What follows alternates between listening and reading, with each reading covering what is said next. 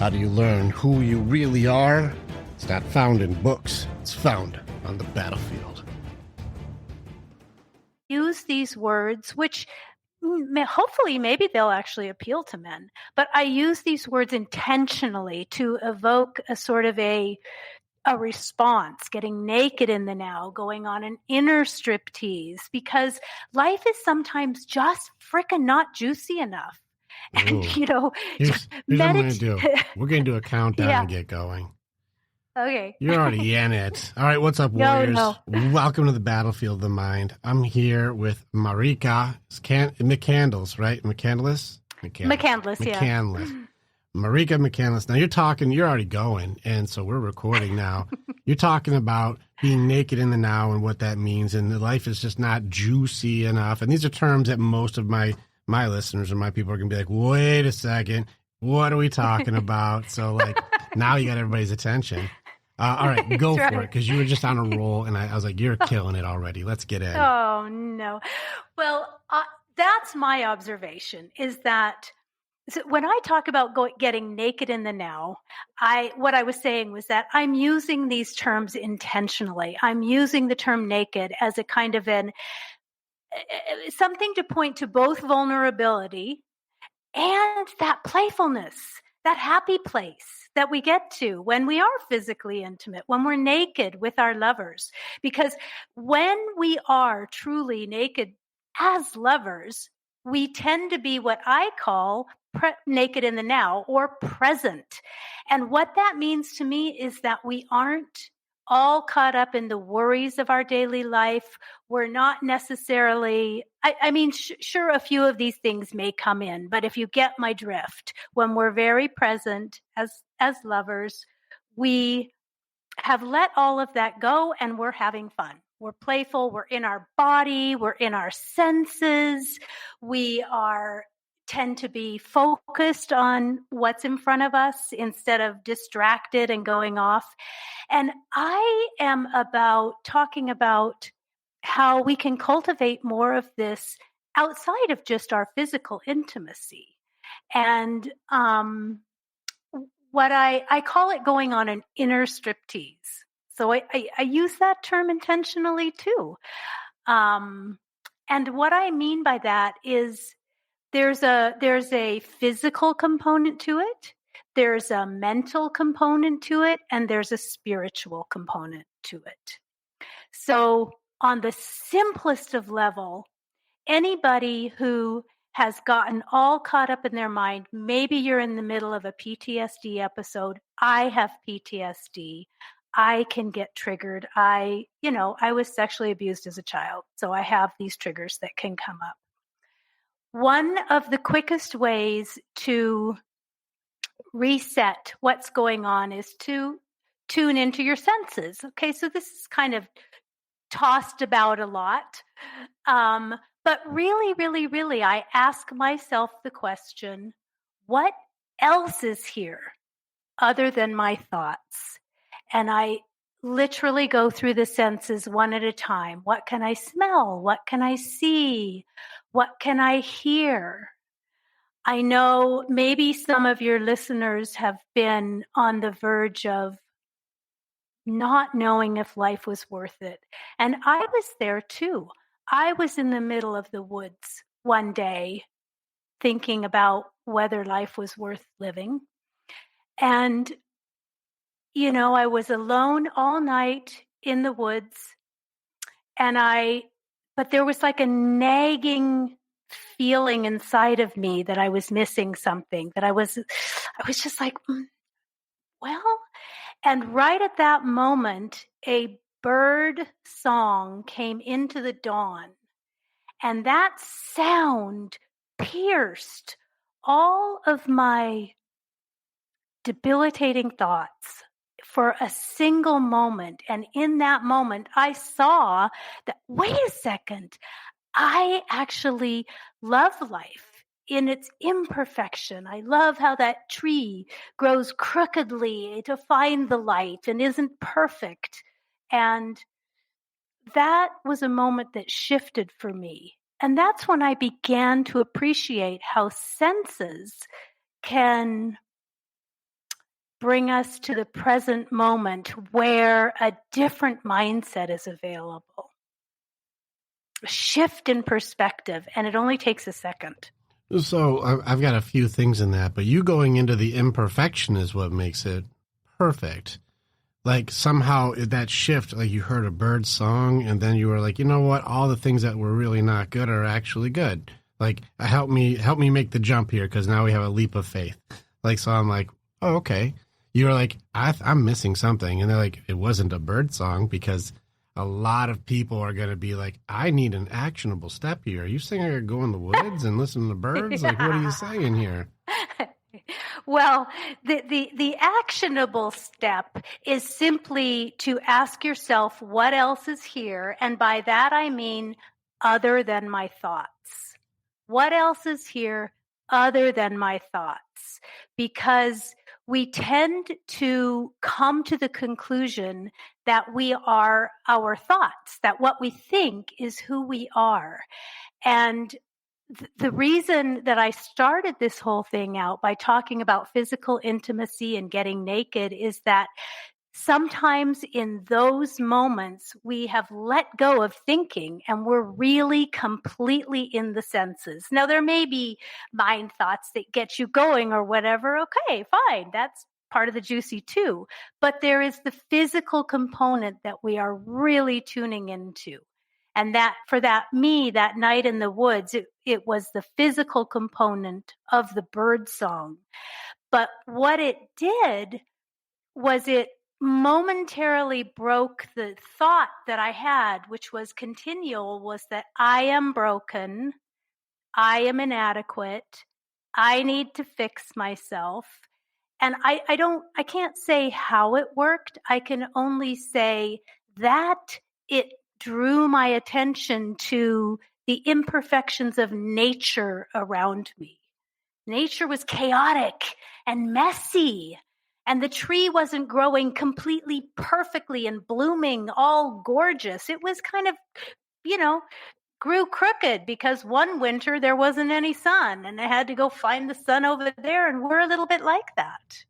We're messy and we're imperfect. Yeah, I'm with you on that part. Here's the one thing I want to know. All right, we're using these terms and you're talking naked and inner stripteases and juiciness, and people are like, "What? I gotta get caught up on what the terminologies are so I can make sure I'm following you." Okay. All right. What is your definition for this term juicy? Because, I mean, like right now they're thinking oranges or watermelon, and I'm like, we got to think of what juicy is for you so that way we can go like, I can connect with. Yeah. So for me, juicy means not boring. If somebody tells you, the first time somebody told me to meditate for 5 minutes, I was like, you have freaking got to be kidding. I can't sit still and not have any thoughts for 5 minutes. That's like freaking ridiculous. So it doesn't sound very sexy to meditate. But if you can imagine what it feels like in that moment when you lay down with a lover, when you're just really present, nothing's happening, there's an anticipation, there's a vitality, there's potential. That's juiciness to me. It's that empty potential of that vitality that this is not going to be boring, whatever is coming next, feeling. All right, so we go into feelings, potential, open-heartedness. It seems like vulnerability is in here. There's a lot of pieces that, like the meditation is just one avenue to try to get in there. But like you said, most people, if I was like, we're going to meditate today, you already know everyone would be like, oh, no. Boring. That sounds awful. Not doing that. So, all right, how do we make it not boring? Or how do we make it so we can have this presence, something where like, all right, well, Marika said we got to be naked here. So I guess we got to pour juice on us and be naked. Let's do it. Like, how can we use this the right way to make sure that the philosophy that you have here now becomes like, this is part of my philosophy? How would I start? Well, I think One of the hardest things to do is to relax. But honestly, I think we start with just the idea of relaxing. And I like to use all these sort of physical intimacy terms because sometimes it's not an analogy people have used, but it's really a rich one. So when I talk about relax, most people go, yeah, give me a glass of wine. I'm going to relax if I have a glass of wine. Okay, so great. But what I'm really talking about is, if you've been wearing shoes that are too tight, or of course I'm a woman, so I think in terms of wearing a suit that's too tight and high heels or whatever. But whatever it is, if you've been feeling physically uptight, you come to the end of the day and you throw your shoes off and you sink back in your armchair, and it's a tiny moment. It's just this tiny moment that we overlook. But what happens is that in that moment, we let down all of the armor that we have up that's protecting us from all the scary things that are happening. And what I'm trying to draw people's attention to is to, instead of overlooking those moments, to look for them, to cultivate them, to spend 2 minutes noticing what's happening in your body when you really relax physically for a second. I call it slipping into a more comfortable state of being. You slip into something more comfortable. It's like in the movies, the couple's together and the woman's all dressed up and she's going to go slip into something more comfortable, and she comes out and she's got some barely there thing on. And that's what I'm talking we do with our mind. We just let go for a minute of our worries, of our thoughts, of our physical constraints. We just, maybe as a kid you daydreamed. You just look out the window for 1 minute without an agenda. Mm-hmm. I enjoy what you're saying. Like nothing. Well, it sounds nice, but we have, obviously, me being a curse breaker myself and having gone through with the nightmares of what people have been put through to create their belief systems, their armor, if you will, their protection and coping mechanisms, and the things that we have, especially as men. And so I do lean on the guy side. And, to speak when it says like, well, I want to slip into something more comfortable. We're not wearing anything. We're not wearing it. So I'm going the naked in the now. We're with you. It's like I'm slipping. I don't have cute pajamas. We're not doing that. This is just boxer briefs. That's what we got. And so for the guys, it's going to be like, how do I connect this when this day and age, intimacy for men is shamed? And it's not to say that all guys are, those catcalling guys, or the guys who are like the guys who don't have tact, if you will. But I want to put out there something for you, and I would love your point of view, please. Okay. One thing that I run into with men in general is that women will use a lot of judgments and shame against men, especially around intimacy. Now, one of the issues I've seen, or one of the things I've noticed, is they think men only just want women around for sex. But if you look at the behavior, women aren't loving men otherwise in any other way. There's not a lot of holding hands or rubbing backs or touching his hair, or showing what healthy physical intimacy is for touch. It only seems to be the only time he gets physical touch or physical attention is during intimacy. And so then that's all he gets for intimacy. Is there's no hand holding, there's no nurture, there is no empathy. Those things aren't there for men. And so now, intimacy is the only, sex is the only intimacy that we get. And then if we're like, I would like sex then, now you're a dog, you're shamed, you're bad, you're just like everyone else. But there's no accountability for the side of going, you're actually not giving this guy any physical intimacy aside from sex. And so you're training him to think, I only get physical touch during sexual intimacy, and now that's shamed. What are guys supposed to do with this? How do I have vulnerability or let my armor down when the person that I would let my armor down with is the reason I have armor at all? Wow. It's interesting to hear you say that. It's actually not my personal experience because I'm very much a hand holder. I'm very much a toucher. And honestly, I think that sex has gotten kind of a bad rap.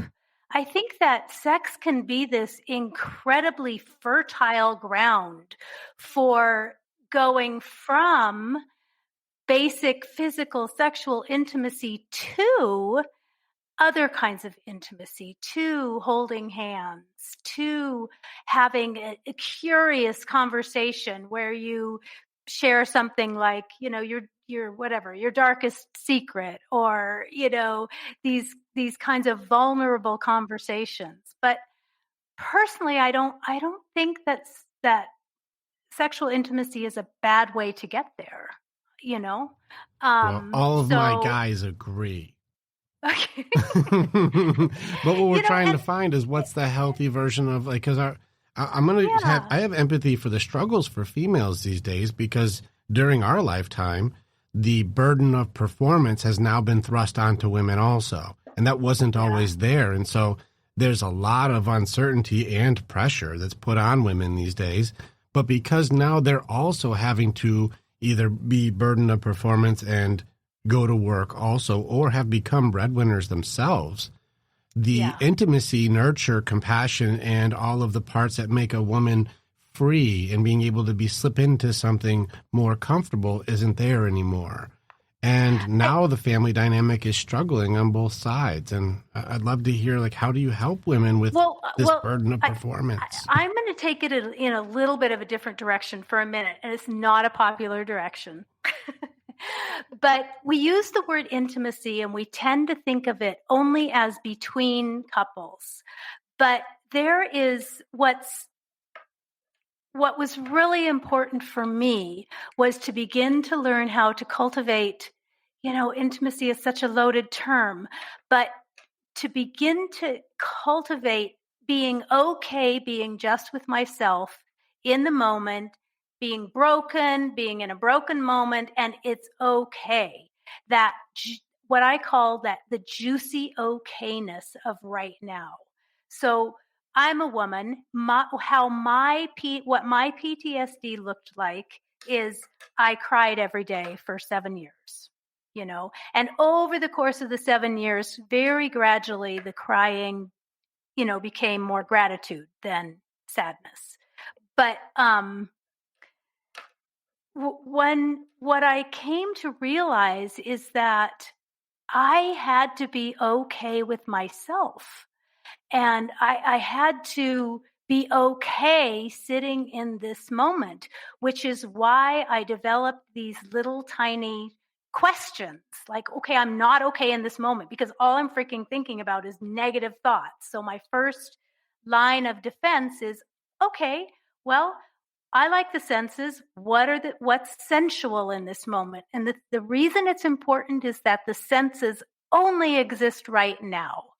So it gives us a little bit of it brings us back to right now, because most of the time when we're upset, we don't want to be right now. We want to be then or another time. We want it to be done and fixed and better.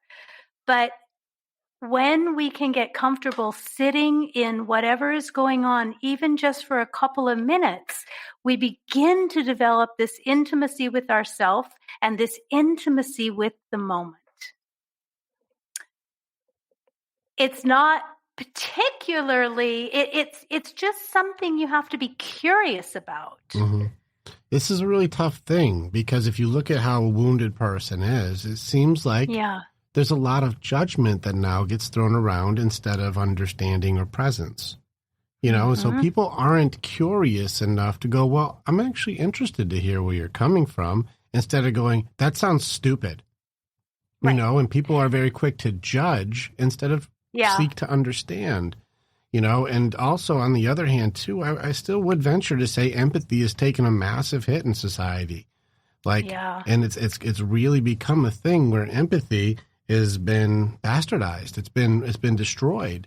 And it's also been corrupted to a point where, let's say you're suffering where you're like, I had to go through I was crying every day for 7 years. And I'm like, I used to cry too. I cried before also. And calling that empathy.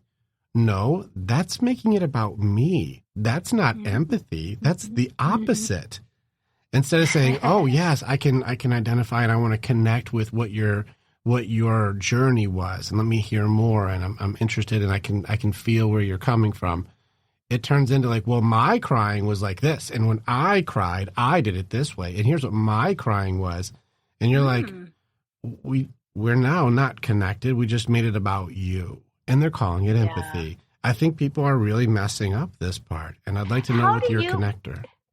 Well, I was just going to ask you how you counsel people on that to me, my fastest path, it's interesting because we're sort of having this male female talk and I'm here sort of standing in the place of females or something, but, I don't know if I am even a typical female. Well, no, most of us would be trying to be individuals would be best anyways. Yeah. But I think for me, the path to empathy had to do with, I thought I was a really great listener, but I wasn't really willing to hear some of the things that my husband wanted to say. And I really, really, really, really had to school myself on how to listen. And I still do to this day. Point. It's like my biggest thing. I have a thing I heard a woman say one time, and my daughter actually said something very clever about this. And I'm writing about this in my current book right now. The word truth, there is a theory a woman put out that women are not good at handling the truth.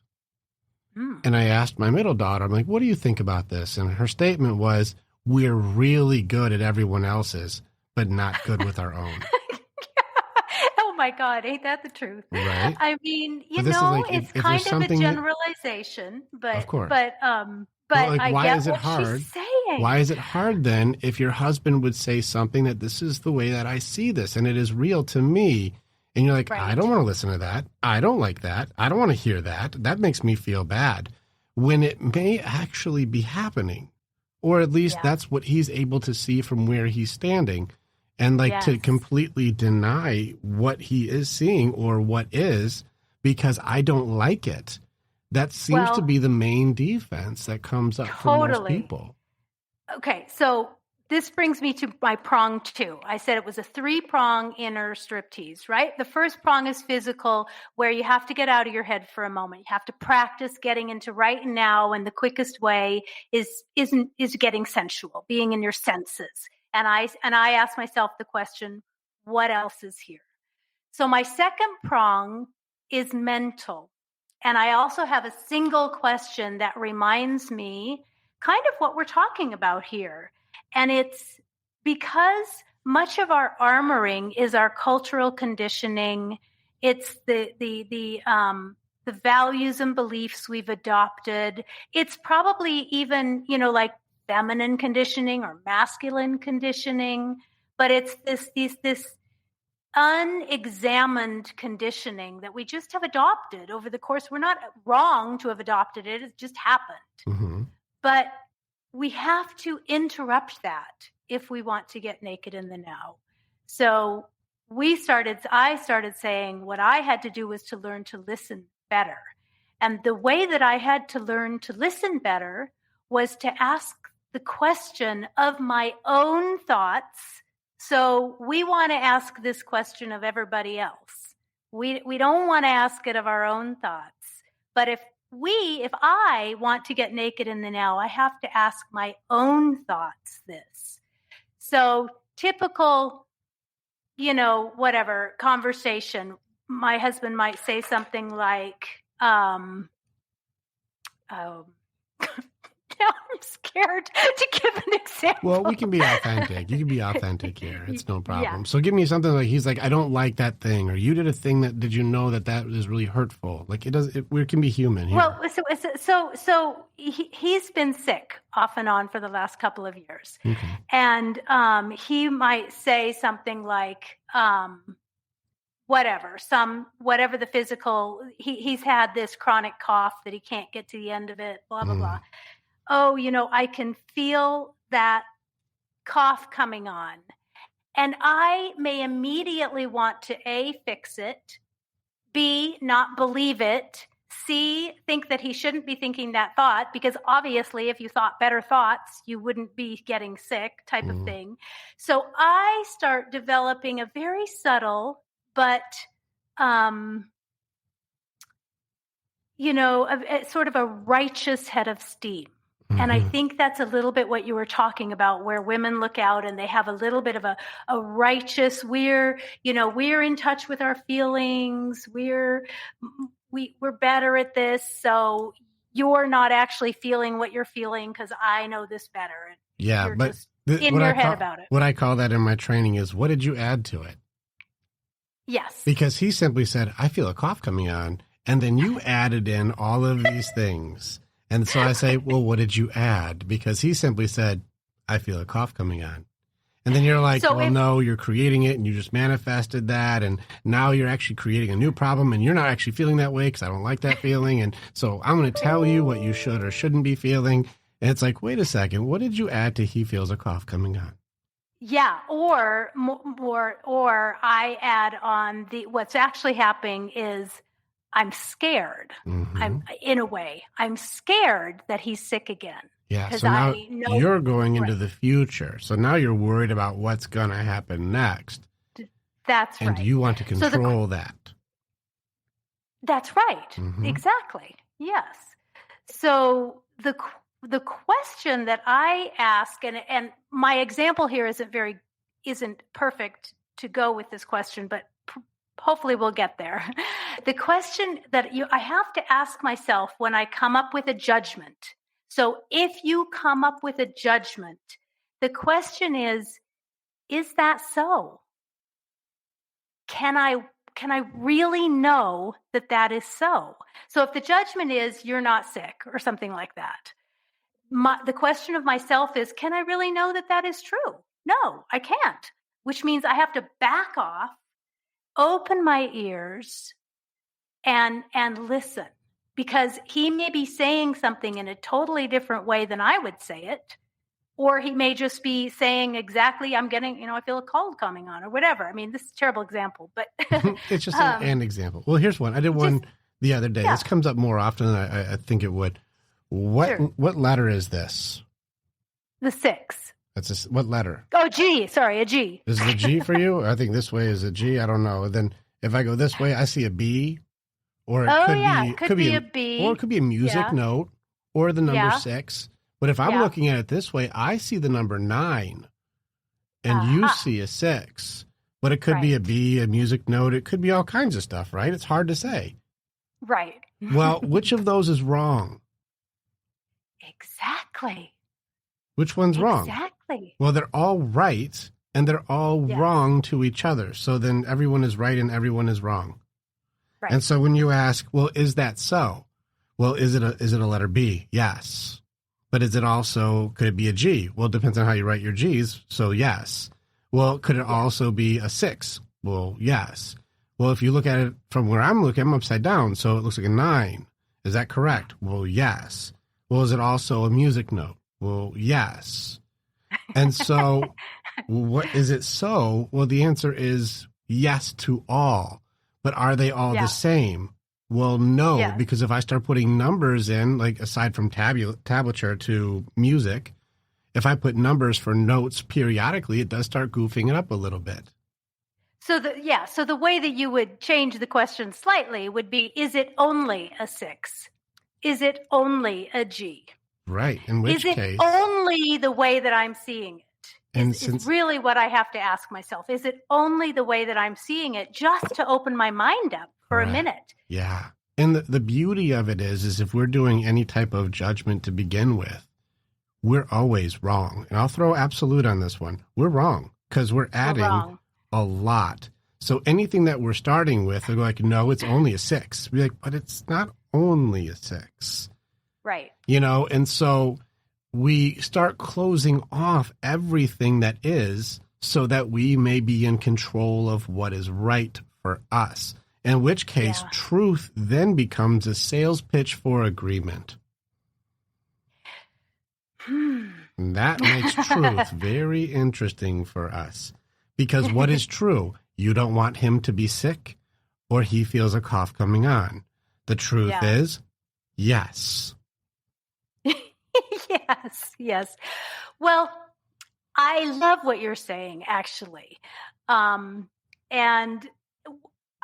for me, it's difficult to try to make both people happy, to try to talk about both sides of the coin.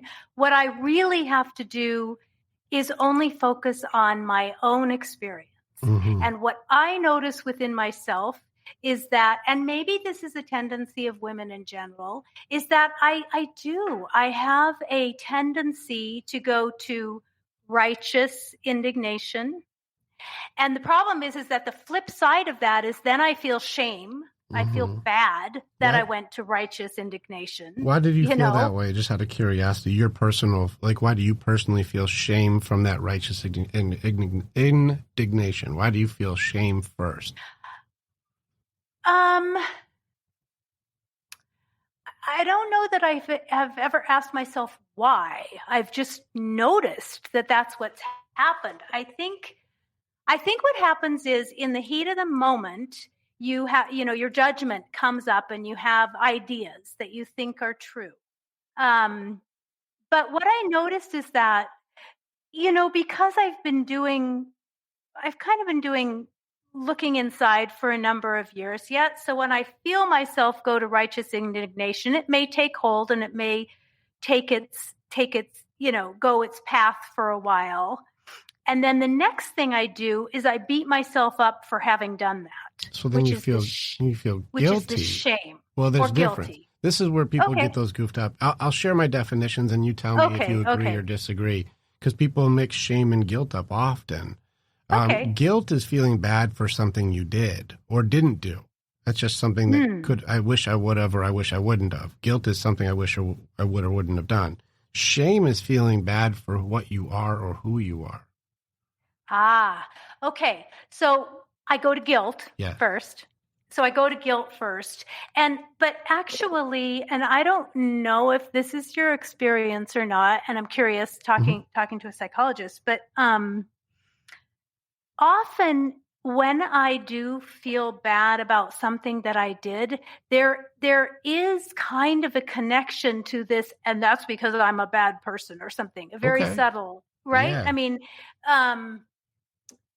so maybe that's where the sort of the feeling of shame comes. And these have grown to be a lot more subtle, but it might come up in if I call it if PTSD is triggered. So when PTSD is triggered, then my responses tend to revert back to conditioned responses. Mm-hmm. And I'm sort of more less intentional, less, I don't know, just it goes into your protection system because when it goes in, that's when we usually go into the very surface level of it is fight, flight, freeze, fawn. Those are like the very basics. And I'm writing deeper on this because it's not correlated correctly to your grief system, which is where these beliefs are routed in at the moment, is that something had happened, like when you said like you were, sexually assaulted as a kid. And you had these terrible things that created you're not good, you're bad, you're not a good thing, you're a bad thing. And it came from a trauma from pain. It came from somebody doing something bad to you, and you've taken that on as an identity. Well, being able to get rid of that, it doesn't start in your belief system, it ends in your belief system. But you have to go into your grieving cycle and work through all of them. And a lot of times people can't get through the denial aspect of it.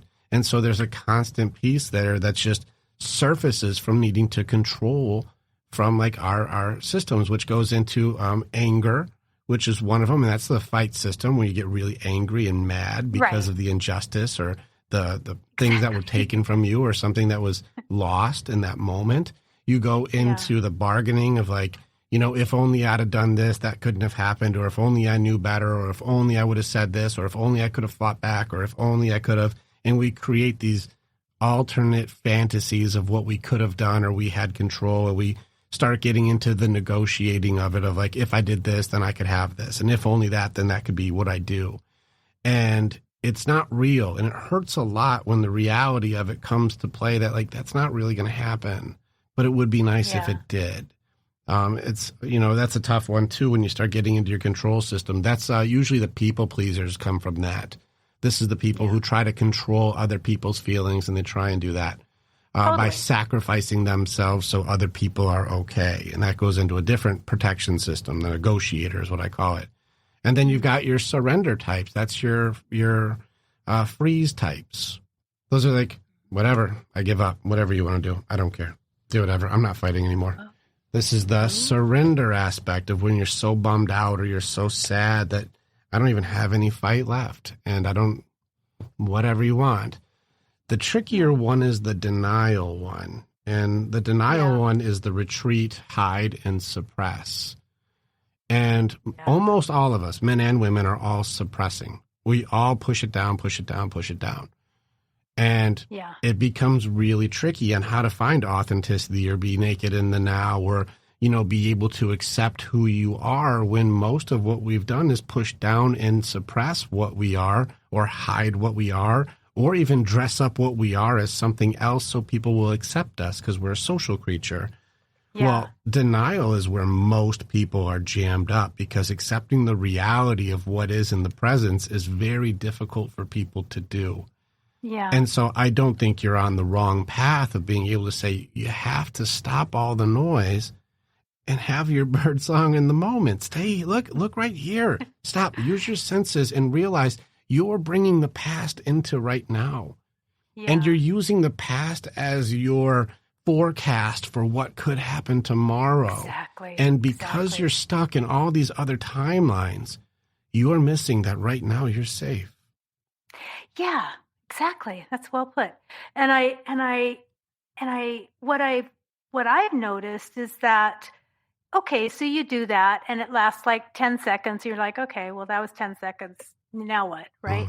But the thing is that the more that we just, any time in our day when we tune in for a 10 seconds, 5 seconds even, and we literally tune in with the absolute simplest feeling of just sitting here and being, you know, sometimes if you feel your feet on the ground, the more we do that just over and over, we sort of start to get the hang of it, and it takes on, it begins to get a life of its own a little bit.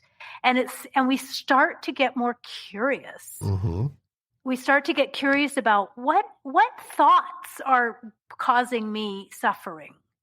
What, you know, or just the fact of thinking is causing me suffering. That's interesting.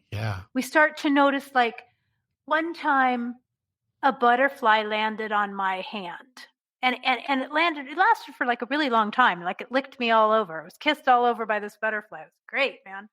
But because I had been sort of practicing paying attention, I happened to notice that all of my worries were not there when I was noticing that butterfly licking my hand. Like, it was like they were gone. I was just like, and I just found that to be really curious. And there's actually a lot of science coming out now saying we don't have to experience something for hours and hours and hours on end, or days on end. We can dip into something for tiny moments all the time, and it starts to change us. It's not how we want it. We want it to look like suddenly from one moment to the next, everything is hunky-dory, and it hasn't worked that way for me. It's more of a dipping in. Yeah, it's being able to figure out. There's actually a healthy version of denial for that. So, like, let's say, like, an example where somebody would say, I had the worst day today. Like you said, I carry all my worries with me all day. I had the worst day. And you're like, well, what happened?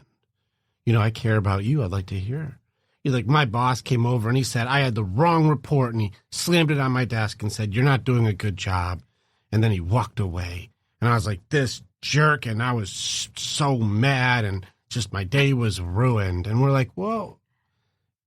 Did you have a bad day or did you have like a bad 30 seconds and then you milked it all day? You know, and then being able to like not hold on to that 30-second interaction and call that a bad day. It's like, no, you had a bad 30 seconds and then you had a good rest of your day. But that one moment became all consuming for your day. And this is where one of the first tools we do, and I think we're speaking the same language here, one of the very first tools that we teach in the Warrior's Way is awareness. And people don't think that this is a tool. It's a skill.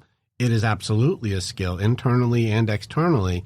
It is a skill. Did you see it? Because you cannot make a choice you do not know exists.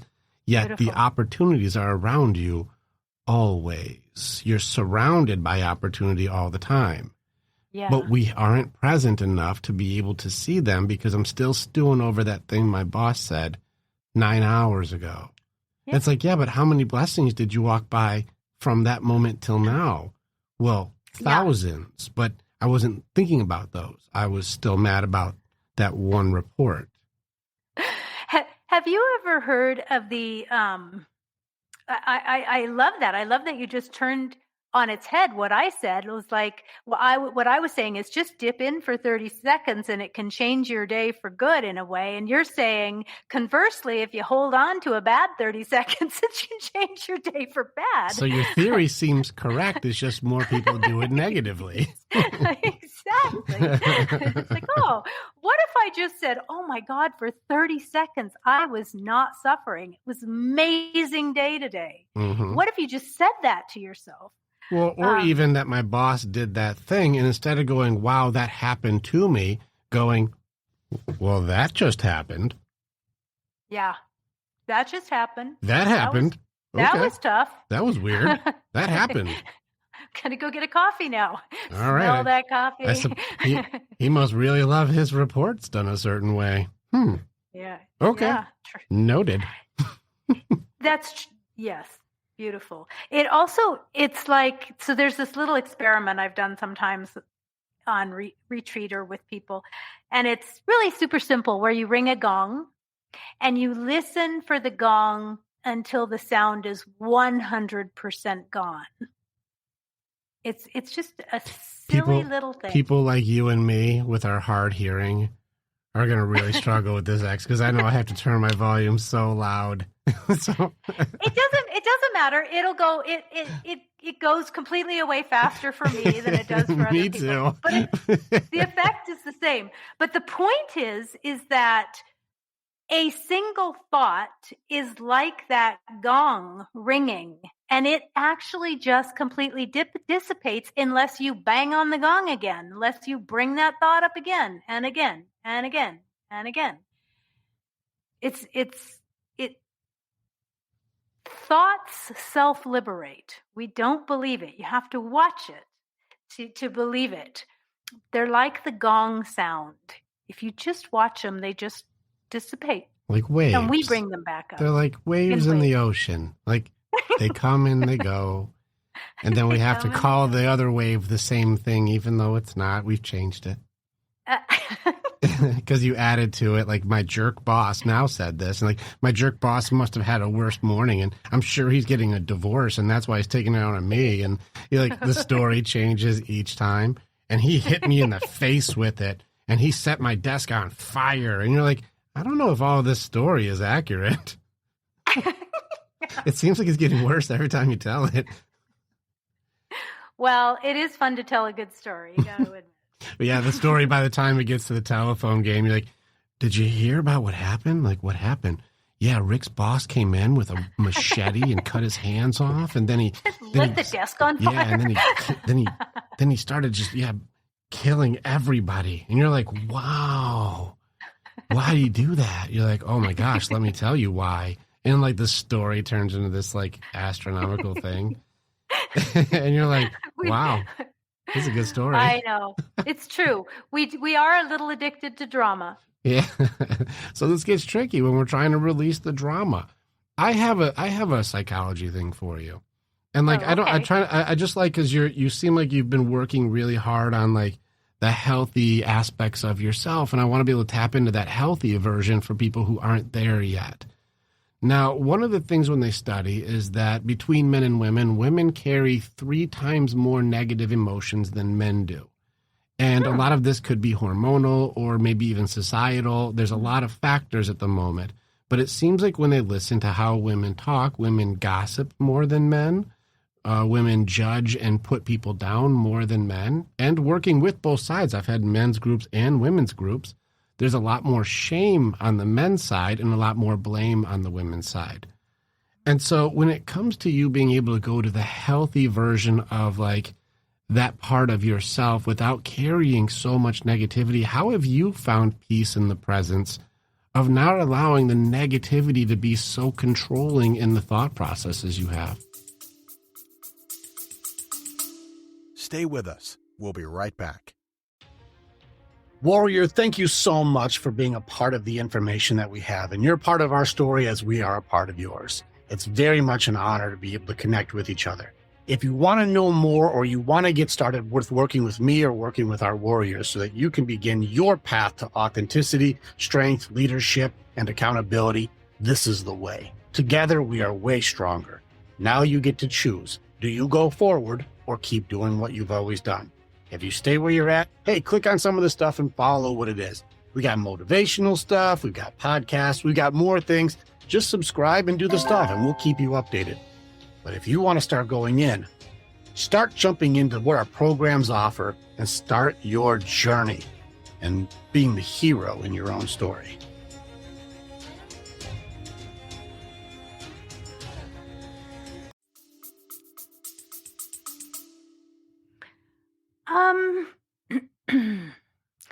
I mean, I think the biggest tool probably in my toolbox is willingness and curiosity to entertain the possibility that I might not know all the answers. If it's okay, that just comes off as humility to me. I have become more humble, thus making me more able to connect. Well, yeah, I mean, I don't know, I suppose. You say, I'm curious, not defensive. And I am more open to hearing your opinion versus righteously judging you and telling you you're wrong. It's funny because there is a selfish component to it. Okay. So it's not necessarily that I mean, this sounds a little bit weird, but certainly I want there to be peace between me and whatever, whatever the situation is. Sure. The selfish component is that, so I'm probably older than you. I'm probably older than a bunch of people. I certainly can relate to my younger years when I had PMS, the dark cloud that hung over and the negative thoughts or whatever. So some of it is just changing as you age, but some of it is this, it didn't bring me, it didn't make me happier. It didn't make me happier to blame. It didn't make me happier to judge. It didn't make me happier to gossip and be all in the drama. It's like this weird, funny kind of surfacey kind of happiness. Like, oh yeah, I feel so good because I'm right and they're wrong. And it just feels icky after a while.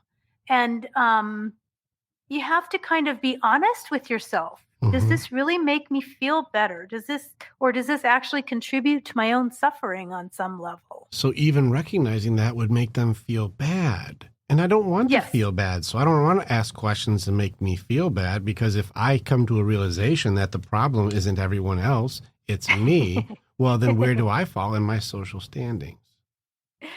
Well, And some of it has to do with becoming really clear on what your personal aspiration or your personal priority is. Ruh-roh. So if your personal, if your personal aspiration, your highest priority is to be in high social standings, you may keep that up because it may, I don't know, make you temporarily be at the top of this whatever social food chain or something. Sure. That didn't, when I looked inside, that was not in the end my highest aspiration. It wasn't ultimately what I wanted to discover about living, I guess. What was your highest aspiration? Well, I mean,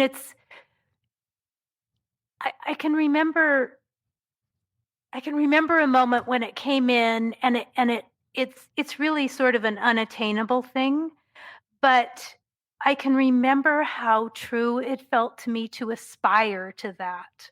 And I fail at it every day, many times every day. I'm on the edge of my seat, Marika. What is it?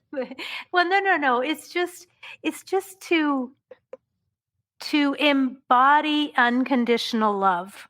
Interesting. It's that's a very difficult one to do, for sure.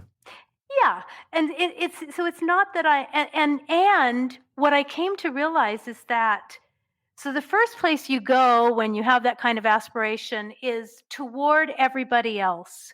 What I came to discover, when you're in the pits, was, holy crap, I have to offer myself unconditional love. Yep. And that was the turning point. It was like, I have put the whole entire world in this other bucket, and I'm over here. I have to love the entire world and then beat myself up if I don't do it. Yeah.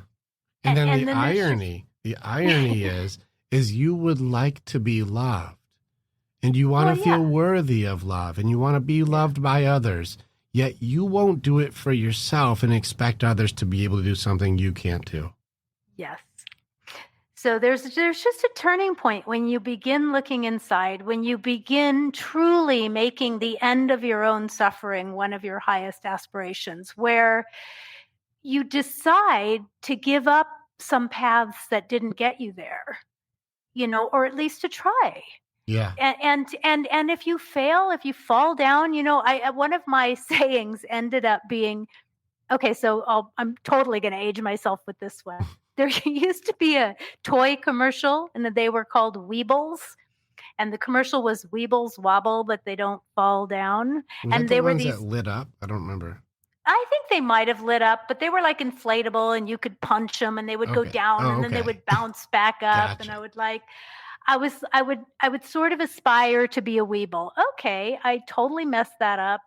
Let's not spend a whole lot of time beating myself up. Let's get back up and try again. Yeah, it's kind of funny how much you would beat yourself up after you just got beat up. If you just got knocked down and then you knock yourself down some more, even though you were already trying to get back up, why hit you when you're down? I know. But this is a natural thing for people to do, especially my men. I do, like I said, I work with hundreds of men. I've worked with groups of women, but I work majority with men, and the self beatdown is merciless. The way guys are, if they get put down, the internal dialogue is unkind for guys. Yes. And so like you said, you got weebled down by life, and then while you're down there, they start stomping on you a whole bunch while you're trying to bounce back up. And then you beat yourself up, which just puts yourself back down again. You make sure you stay down, because that becomes the self-fulfilling prophecy. Right. I want a definition from you. It's a subjective one. I want your very personal definition. For you to say, I fall short of it all the time. How do I know unless I know what your personal definition of unconditional love is? What would you say your personal definition, my target that I aspire to for personal self? It doesn't have to be everybody's. You know what I think it is? I think it goes back to a topic that you brought up, I think a little while ago, that's really, really, really, really hard for most people. And it maybe it circles in on everything that we've talked about. To me, unconditional love is a simple accepting of what is right now. So truth and reality is a big part of it. Okay, so we have truth and reality. And reality is perspective.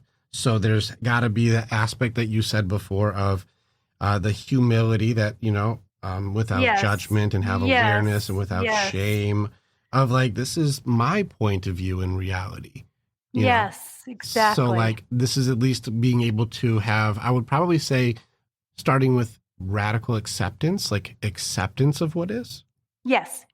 All right. So we're at radical acceptance. So there's going to be acceptance to begin with. To even have unconditional love, I have to at least accept what is. Right. Okay. And then and actually, it turns out it's really important for that moment when you dare to offer love back to yourself when you've just done something, whatever, that wasn't maybe your finest hour. Okay, so would you call this more courageous or vulnerable? How would you lean more towards for that? Like, I have the courage to accept my failure, or I think it takes a lot of courage, actually. Yeah. Okay, so I think it takes a tremendous amount of courage. So this is difficult, but I'm going anyways. Yes, I think that's the feeling, is courage. Okay. It's so a teacher, sorry, I'm going in too many directions in my brain at once. A teacher once said, to record a love letter to yourself. And I remember endeavoring to do this, and there were various versions of it. There was the sort of the syrupy sweet platitude thing, which just didn't work. Right. It just wasn't authentic enough. But it started to get more real when I started to talk about the aspects of myself that maybe drove other people crazy, but I kind of liked that part of myself a little bit, and it wasn't that I wanted to be that way all the time, but there was a part of it was like, you liked being different. Pardon me? You liked being different. Yeah, or having a unique skill or something like that. I'm not average. I'm not everyone else. I'm me. Oh my gosh. Giving up the need to be different, though, that's almost takes as much courage as depends on your personality type. There's certain ones that love it. So it depends on the personality type. Okay.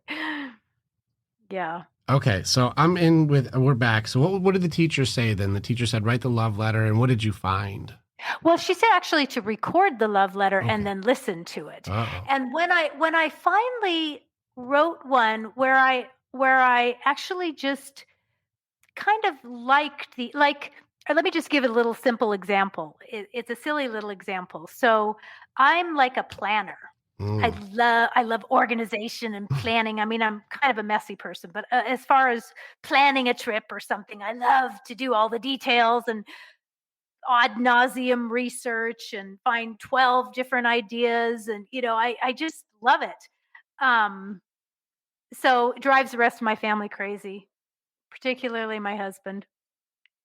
But we often go on really nice trips because I've done a really good job planning them. But he hates hearing about it. He hates that it's all been buttoned down. And so I wrote this love letter one time. And so there was this part of me that was like, I really need to not do this so much because it's not making the rest of my family. I need to let go of control. I need to, not try to hyper research everything. I'm going to really try to do that. But the love letter was actually about how much I loved that part of myself, why I liked it, and what was fun for me in it. And it was just not just suppressing that part and shutting it off, but giving it a moment to have my attention and appreciation that made me believe other things that I said too. Was the reason you loved to plan so much because it gave you more purpose and value to the family? No, I don't think so. What was the reason that you loved? Was it a safety security thing? Like what was your reason? Why was that such a beautiful thing to you? Well, I love research, period. Okay. I mean, honestly, when Google came to your phones, I was like, yes, this is like having a library with me all the time. Now we really are dating ourselves now, because we remember when Google came to our phones. I've got a whole house of people who are like, when was Google not on your phone? Not a part of your phone. I know, right? But so there's the part of me that just really appreciates, just loves to research. I just love to look things up. I like to know. And there was the part of me that was super practical. Like, we have 7 days and 2 kids under 7, and we can't just spontaneously go to Belize without having a hotel. Right. It's like, it's just not going to work. So there was the practical part of supporting the family. But then did you do like the itinerary where like at 2:30 we're at here until 4 o'clock, and then at 4 o'clock we're here until 5:45, and then we have to go here by 6. There's a 15-minute gap here, but it's only an 18-minute walk, so we got to walk fast. Were you like that detailed? I wasn't that anal. No. Okay. It was no. Although I have been known to be do some pretty detailed Christmas itineraries. No, I'm actually love spontaneity as well. I mean, I am kind of a free spirit by nature, but it's different when you move kids through the world. It's just different. Were you really? Did it make you feel better because your knowledge gave more safety and security to the family and yourself? Because you're like, now I know we will stay in a safe place. I suppose so. Yeah, I think so. Yeah, I think I think that would be a true thing to say. Okay, it makes perfect sense. Mm-hmm. Okay, good, because like that would make sense. I was just curious. There's no right or wrong answer there. It was just, what's yours? That's kind of on that one. Yeah. So you said you enjoyed that planning part because it does give safety, security to your family, and well, it feels nice to be safe and secure. It feels nice. Right. And so I'm going to circle us back because it's cool to learn that about you. Let's plug that back into the unconditional love pieces then. All right. So part of unconditional love right now, I've got the being able to have the acceptance of truth and reality from where you see it now, the courage to be able to ask yourself or do what is hard in the moment, which is, you even said like accept yourself or forgive yourself or give grace, or maybe I don't want to add to it too much. Like, when it comes to that courage within ourselves to do what is hard, what was something that was like, that's how I connected to that for yourself?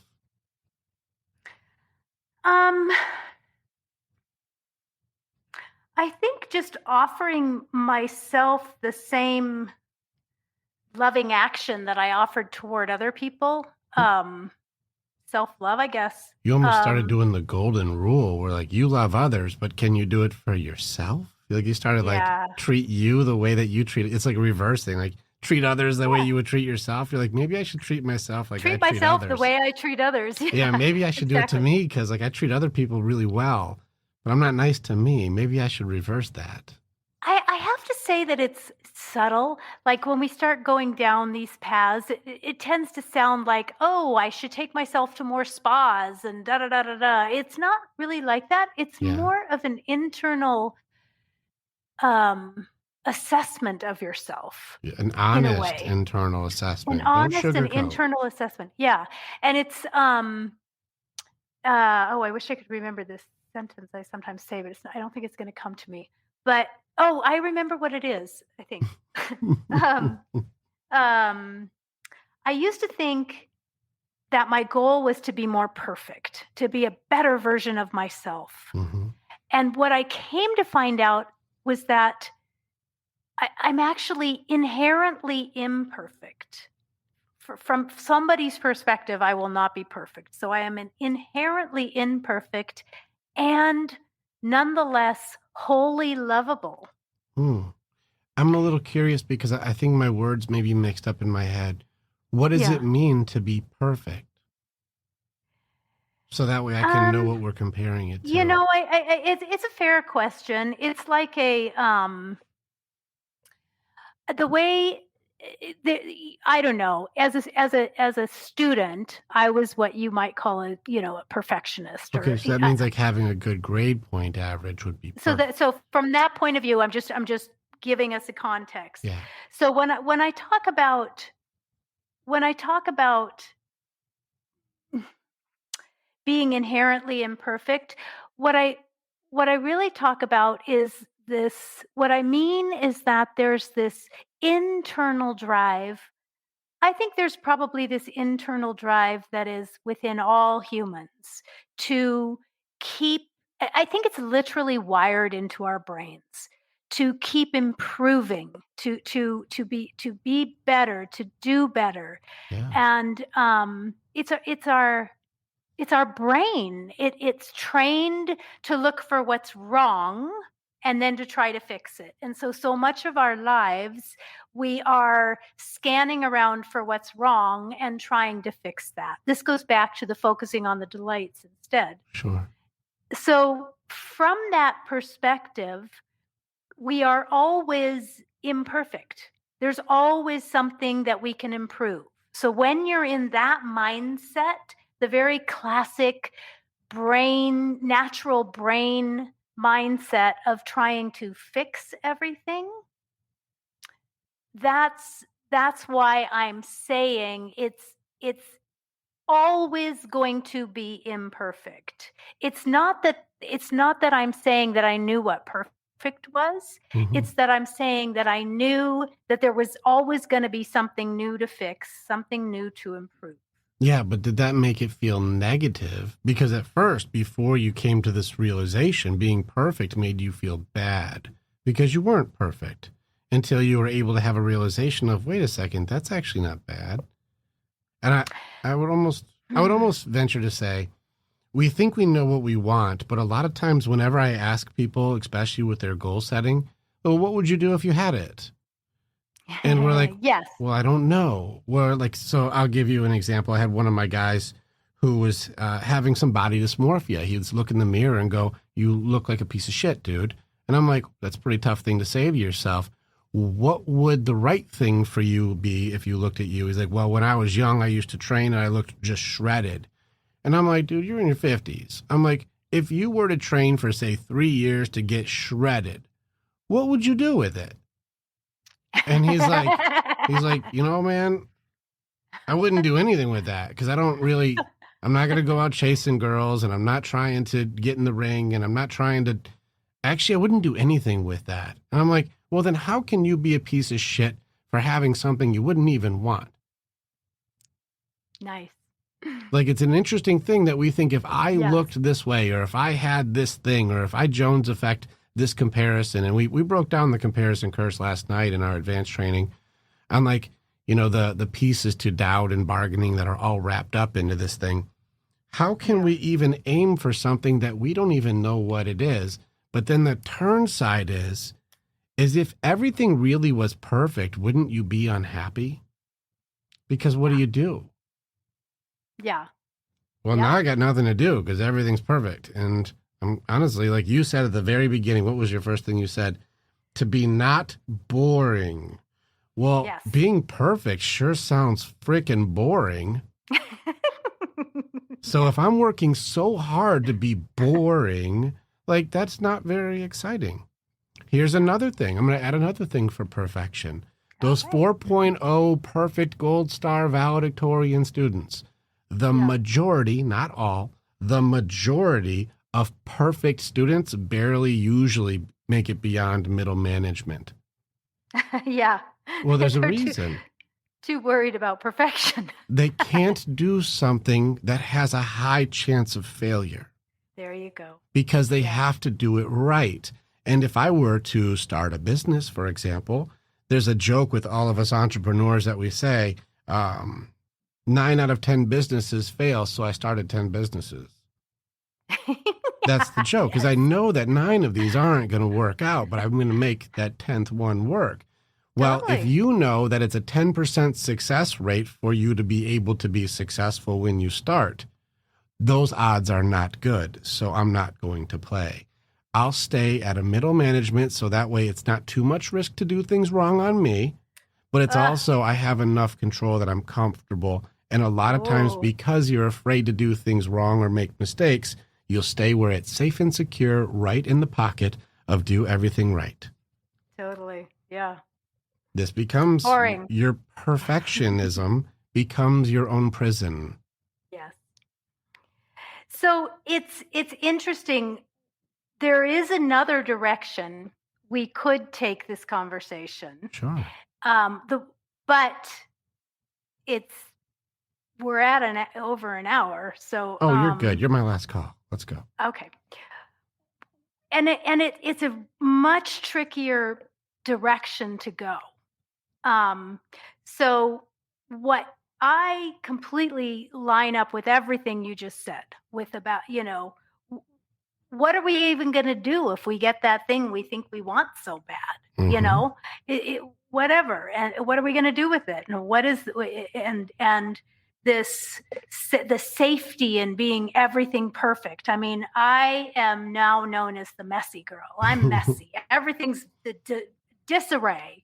But I don't know if we can go here, but I'm going to try, because you and I very first started this conversation, we briefly touched in upon the spiritual aspect. So there is when we are, this goes into such an unpopular territory. And it requires everything of us. It requires us to be vulnerable, courageous, requires us to give up everything we think we know. But the payoff is to experience your naked being, that naked in the nowness that we were talking about. And what I'm going at here is, the terms are always tricky, and you've done a really good job of trying to track me down and define what I'm saying, but there is like a persona that a lot of people call the ego, which is kind of like our outward sort of presentation, our idea of who we are, something like that. And the ego, so this is not going to address what we were just talking about, how to let go of those very practical ideas of, this is something else. We're going down the rabbit hole. But we think that we have to have a concept of ourself always present, that there has to be a self-identity that is constantly a gong, a bell that's constantly being rung so that we know who we are. And I'm saying that isn't true, that we can experience life, our naked beingness, without any concept of self at all. And that actually that concept of self comes and goes if we pay really close attention. In that 5 seconds when we butterfly alights or we drop down in our chair in our boxers, there's not a sense of self holding us up in that moment. It's just a simple, a split second of naked beingness. And what I saw one time was that this sense of self that I had, it constantly had to be maintained. And it was constantly judging itself. It was finding itself unworthy or inadequate, and it was constantly looking about how to improve it or whatever. But what happened was I was investigating the truth of the sentence, I am inadequate, because that was like my deepest thing that I was dealing with at the time. I am inadequate. And I was I was really inquiring. I was really quietly inquiring about this concept and I was practicing all of the normal platitudes that you would do, like, no, you're not. You're really great. Look how great you are. You're perfectly adequate. You've got a job, you da da da, or whatever. And they were just sounded stupid. They sounded like platitudes to me. They didn't sound like the truth. And it's not that they weren't on the surface true. It's that I was trying to get at something deeper. And all of a sudden, this crystal clear moment of insight came through. And the crystal clear moment of insight was, you are inadequate. You will always be inadequate. That you work so hard to protect and hold on to, that self that you think you are, will never not be inadequate. And it was like, whoa, what if I lined up with something other than that false construct of self? So this is actually a pretty good job. So just so you know, I don't put restraints on people's discoveries, and just because I want to go into what you just said, because I use it myself, but it's not my strong side. So I like when people explain it in a different way. I'm still working, especially on that surrender word, that aspect, and how to use it appropriately.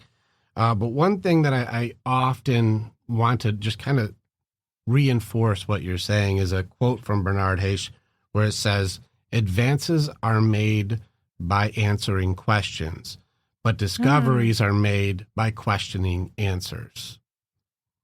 And so here you are with your question or your statement of, I am inadequate. Then you're like, let's challenge. And this is the last rule in the warrior's way, is challenge everything. We should ask, well, am I inadequate? And how do I measure that? Is that really me, or compared to who? And what thing am I inadequate in? Is it bowling? Is it writing? Is it dancing? What am I inadequate in? What is the thing? We should be challenging this, because it's a blanket statement of, you're not good enough, which is a doubt attack. But if we challenge doubt to see what the offer is, there is no offer. And so for you to say, we are in acceptance of, well, we're supposed to be, silly, in which case you can never feel bad for what you are, because you're supposed to be what you are. Yes, exactly. And that makes it so that on the spirit side and the heart side, to surrender control and saying, I'm going to give in to what I am, which makes me feel good for that reason. Yeah. On your mind side, the people who do need the planning, the structure, and things have to be their way for safety, security, for control, for purpose, for those things, surrender means quit. Surrender means give up. And that feels bad. On the body side, it means like I throw the towel in, I quit, I'm not going to try anymore, no more action, no more effort, no more anything. I give up. I'm in apathy now. I don't do anything. Well, that surrender is very bad. But then on the heart side, surrender is letting go and falling into what is. Why do you think it's called falling in love and not forcing in love? It's because I surrender my heart to this unknown, this leap of faith, of madness, where there is no logic and it does not make sense. I can't put on paper why love makes sense. I have to surrender and fall to it. I let go, and that would be a surrender. Now makes you feel amazing and connected and wonderful and vulnerable and scared and happy and everything all at once, right? Juicy.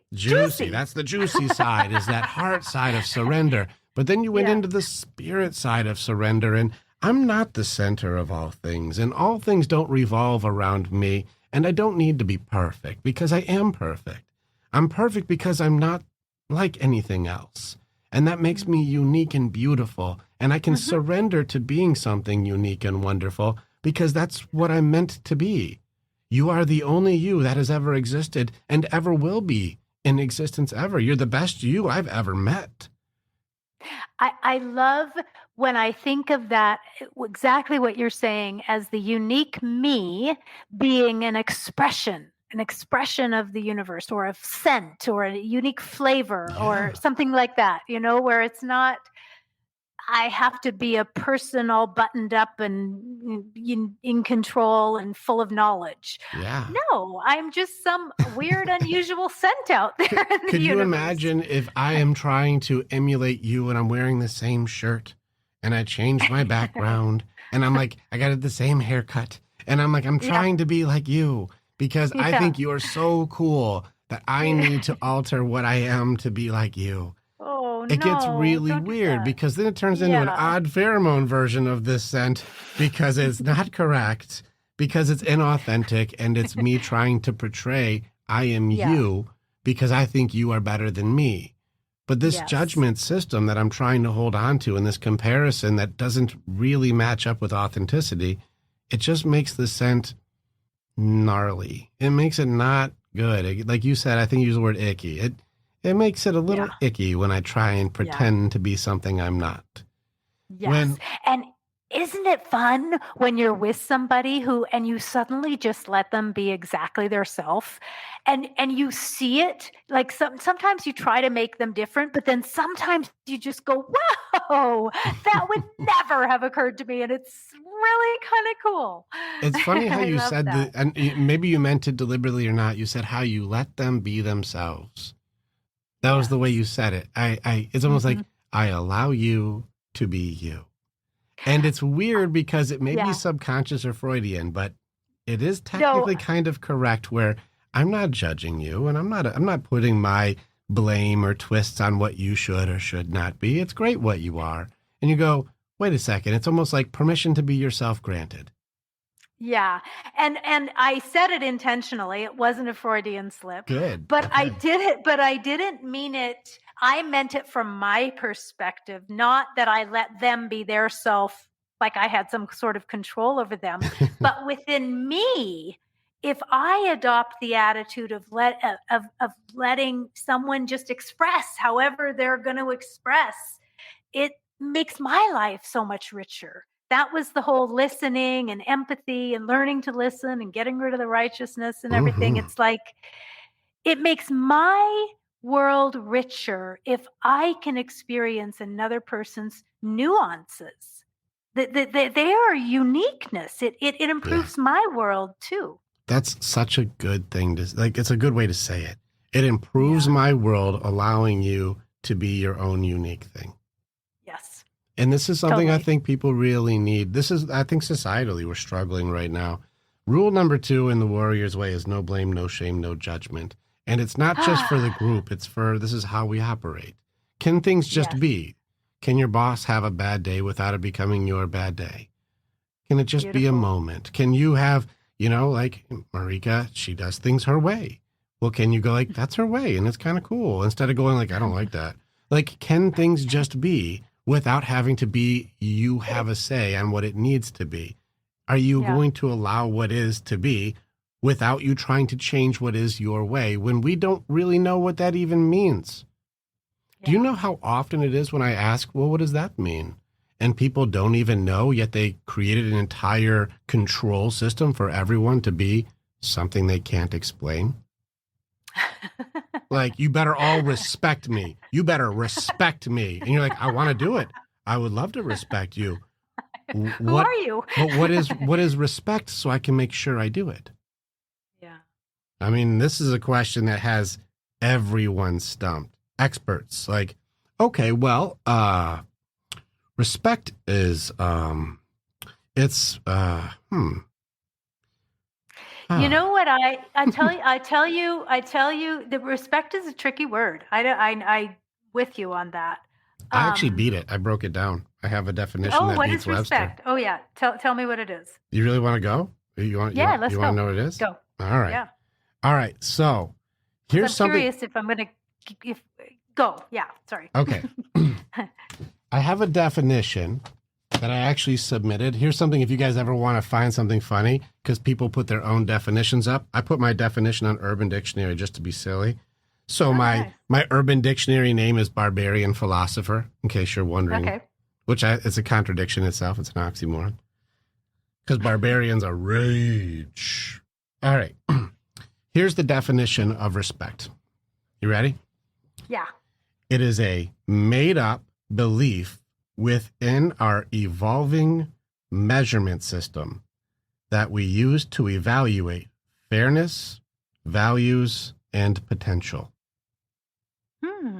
The reason people have a hard time defining respect is because respect, by definition, is a judgment.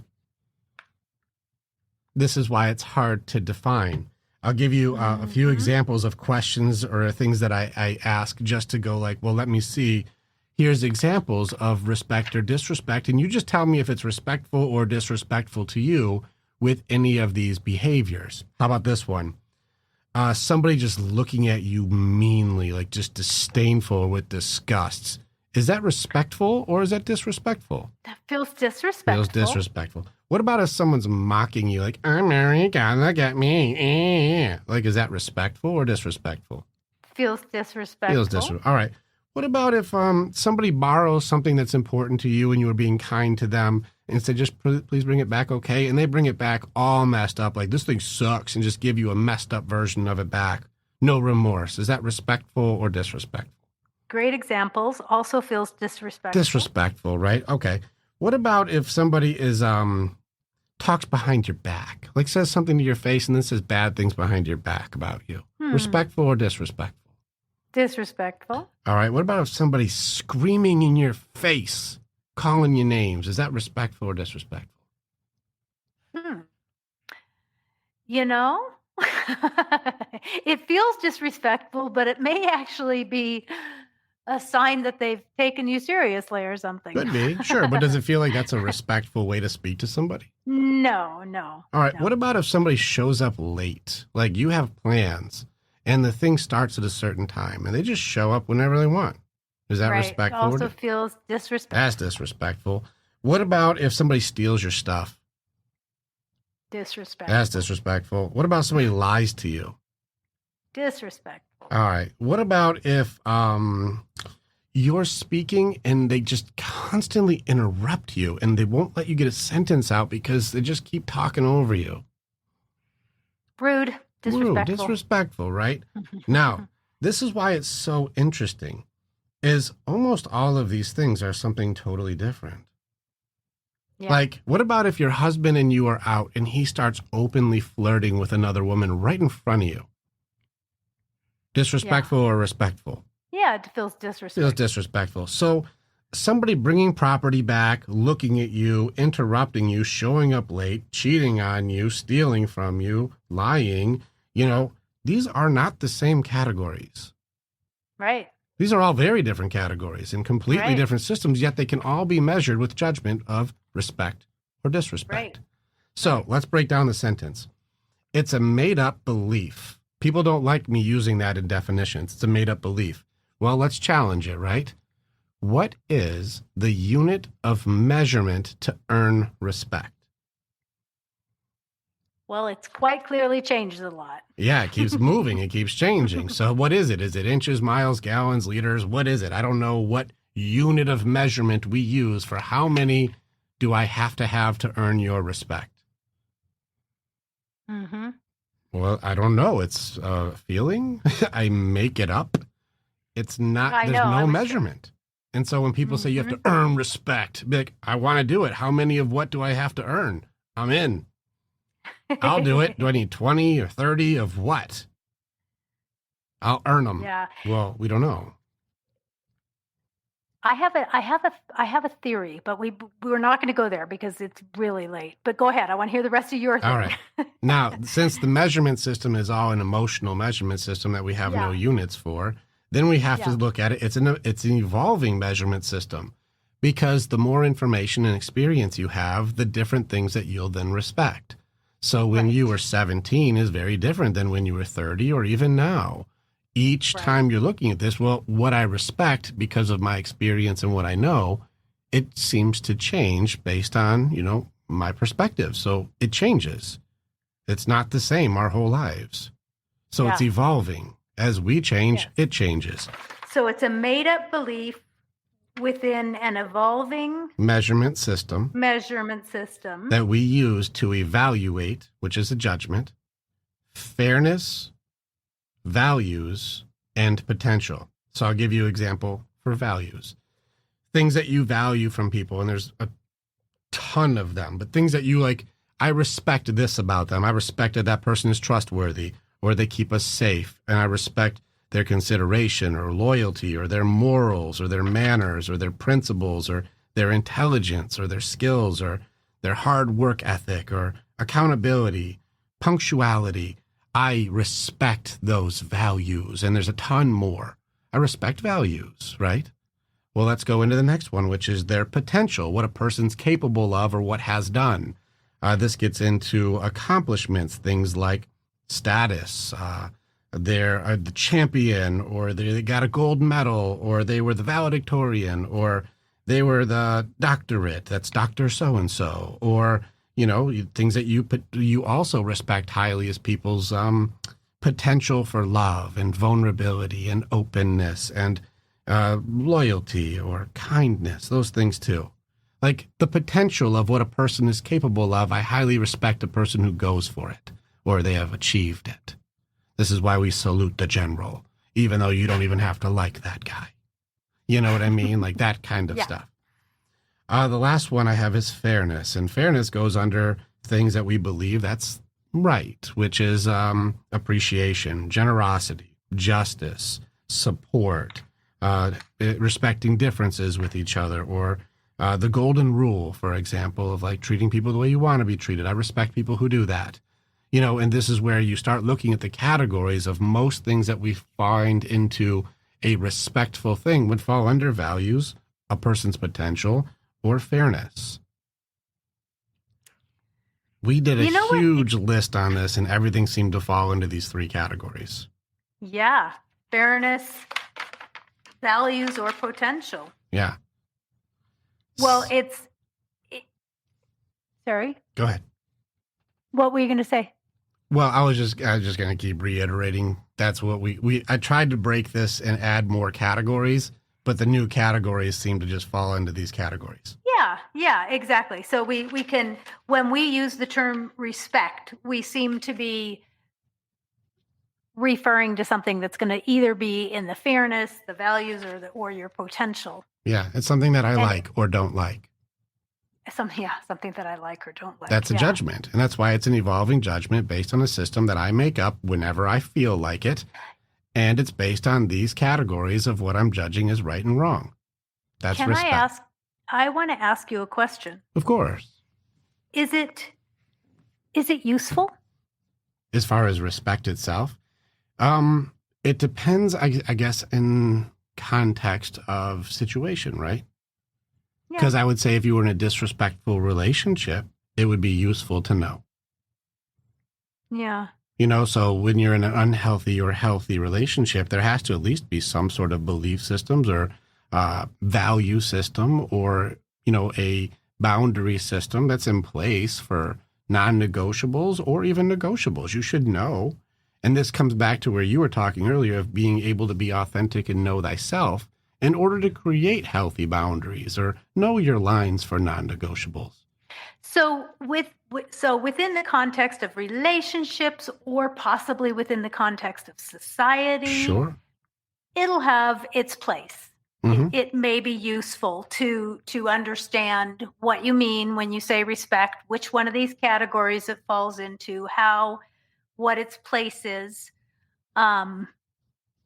Is it used correctly? Very rarely. Yeah, probably rarely used correctly. I was just wondering, I'm not sure it's helpful or useful. I'm not sure if it's helpful or useful in being intimate, being happy with yourself, being... Well, it can often be misconstrued if used the wrong way. So let's say I was disrespectful in our conversation now, and I misunderstood the naked in the now and the intimacy talk as an opportunity to flirt or to overcross boundaries because I'm like, oh, we're naked talking? Oh, we're doing this. Well, then if I started advancing or taking it the wrong way, the conversation very quickly would go from a respectful professional conversation to a very inappropriate conversation. And so being able to understand a boundary for like respect to disrespect within myself. And, you know, even right now, it's an assumption of what respect is for you because of what my boundary is for respect. I don't speak to you that way because that for me would be against my own respect boundaries for a value. And so I use it in that way. It goes to, that's a good point. If in evaluating your own respectfulness or not respectfulness, it's an opportunity to investigate whether you're acting in integrity to your highest. To my own values. And my value then for loyalty would say, don't speak to Marika that way, not only to respect your relationship, but to respect my own. And so that would be a cross-reference of a judgment of my own values to make sure that I stay authentic to what I believe is best for me. Yeah. Which is liable to change with more information because as I learn more, I go, well, that actually has some flaws to it. And so I should evolve that into a more encompassing version maybe later when I know more. Yeah. Well, pretty fun, right? This is so if anybody ever gets to like, you're being disrespectful and you go, please do tell.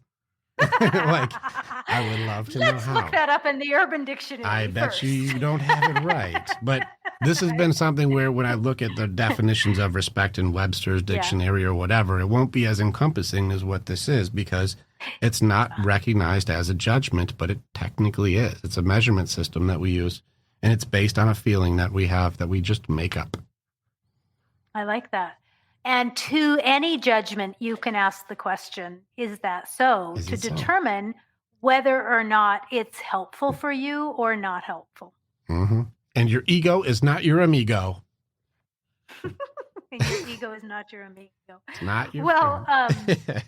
I have to babysit my little granddaughter. And so I'm going to have to go. Well, I will respect your babysitting opportunities to take care of and have these moments. But it's been a real pleasure, Marika. Yeah, thank you so much. All right. So you've been sharing some really cool things. And I know we only tapped into how much potential there is to be able to work with you. We just barely skimmed the surface because I know that you getting into that part of yourself where you were like accepting inadequacy as, you know, beautiful. Like I can already tell there's a lot more depth to how far you've gone with this. So if someone was like, I need more and I want to talk to you and reach out to you or work with you, where should they be going? Well, you can go to my website, which is marikamccandless.com. I have a weird spelling, so you're going to have to spell it. I'll spell it. It's MarijkeMcCandless.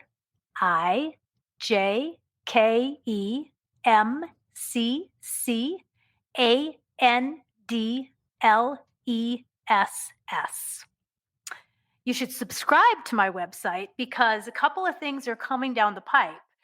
You'll get, my news updates and all my regular offerings, and I do have a lot of free offerings, but you will also get access to a subscriber only page, which it's not up yet, but I'm working on the guided juicy practices for getting present. Most of them are short, 10 minutes or so. You can dive in and see if it's anything for you. Doesn't have to be for everybody. And my book is coming out very shortly. The pre-order link will be available, and it's coming out next year. This is my book. Very cool. There it is. Naked in the Now. Juicy practice. Nobody has seen this cover, you guys. I haven't even done the cover reveal, so you can't put this on air yet. Nope, we're doing it. I'm putting it up this week.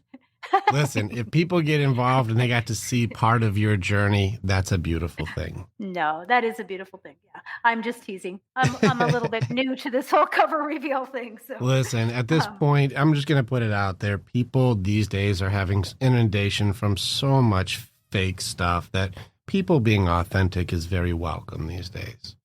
So you know what? If you're like, I was doing a cover review and that's not what the final product was, but you guys got to see part of the journey that I went on to discover this part of myself. That's just a cool thing to be a part of. Oh, no.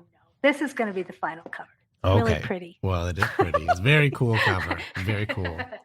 All right. All right, Marika. Thank you so much. And I really honor what you're doing out there. And I really appreciate that there is somebody who's thinking about what's going on with men in our society right now.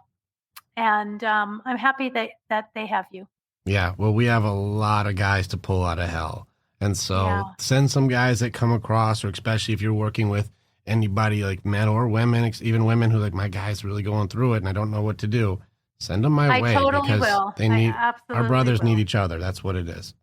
Yeah, I love that.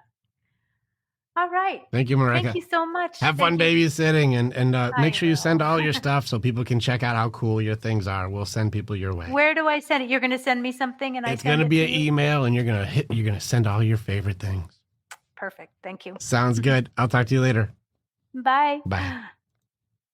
Click on the button and you can become the hero in your own story.